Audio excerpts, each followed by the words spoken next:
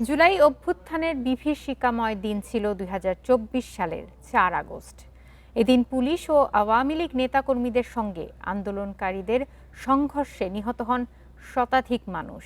নানা উদ্বেগ ও উৎকণ্ঠার মাঝে সন্ধ্যায় মার্চ টু ঢাকা কর্মসূচি একদিন এগিয়ে এনে ৫ আগস্ট নির্ধারণ করা হয়। আর তাতেই পতন ঘটে দেড় যুগের আওয়ামী শাসনের।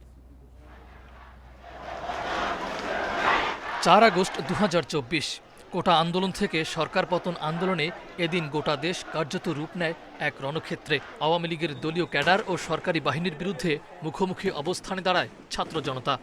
মারণাস্ত্র হাতে আন্দোলন দমন করার চেষ্টা চালায় সরকারের বিভিন্ন বাহিনী।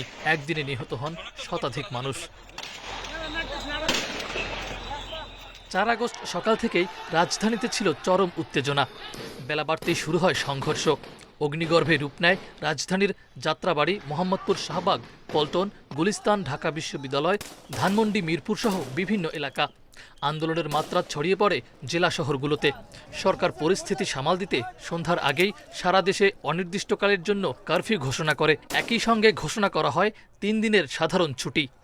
অভ্যুত্থান সফল হলে এরপর অন্তর্বর্তী সরকার কেমন হবে সেটির একটি রূপরেখা ঘোষণা করে বিশ্ববিদ্যালয় শিক্ষক নেটওয়ার্ক। আর শাহবাগে ব্যাপক জমায়েতের মধ্যে মার্চ টু ঢাকা কর্মসূচি ঘোষণা করে বৈষম্য বিরোধী ছাত্র আন্দোলন। শুরুতে ৬ আগস্ট মার্চ টু ঢাকা পালনের কথা থাকলেও পরে সেটি একদিন এগিয়ে ৫ই আগস্ট নির্ধারণ করেন আন্দোলনের নেতারা। সারা দেশ থেকে ছাত্র জনতাকে ঢাকায় আসার আহ্বান জানান সমন্বয়ক আসিফ মাহমুদ সজীব ভুইয়া। ৫ই আগস্ট সারা দেশের মুক্তিকামী জনতাকে ঢাকার উদ্দেশ্যে রওনা হওয়ার জন্য আমরা আহ্বান জানাচ্ছি। এছাড়া অন্যান্য সমন্বয়করা নিজেদের ভেরিফাইড ফেসবুক পোস্টে গণভবন ঘেরাওয়ের কথা জানান। এভাবেই চূড়ান্ত পরিণতির দিকে এগিয়ে যেতে থাকে গণ অভ্যুত্থান। মাহফুজার রহমান মিলন, ইন্ডিপেন্ডেন্ট নিউজ, ঢাকা।